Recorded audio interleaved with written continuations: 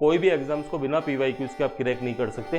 PYQs बहुत important part है। लगातार बच्चे बोलते हैं सर हमें पीवाईक्यूज क्यों पढ़ने चाहिए, तो है ना, और पीवाईक्यूज पढ़ने से होगा क्या। सबसे पहले पीवाईक्यूज इसलिए जरूरी है कि आपको जो लेटेस्ट एग्जाम्स का पैटर्न है और जो ट्रेंड्स है वो आपको पता लगेगा। ऐसा नहीं कि आजकल जो 2008 में क्वेश्चन आ रहा था, 1995 में जो क्वेश्चन आ रहा था वो आज पूछा जा रहा है। प्रश्नों की प्रकृति में लगातार बदलाव हो रहे हैं और आप देखेंगे बोर्ड तो लगातार नियमों में भी बदलाव कर रहा है, तो प्रश्नों की प्रकृति में बदलाव होना समय के साथ में स्वाभाविक है।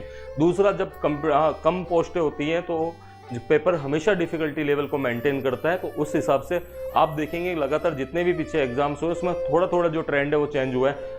4th ग्रेड में किसी ने भरोसा नहीं किया था कि इस लेवल का पेपर आ जाएगा, लेकिन आप देखो 4th ग्रेड के अंदर भी अच्छे खासे लेवल का पेपर आया है, तो मेंस में तो एक अच्छा खासा लेवल जो है वो मेंटेन होगा।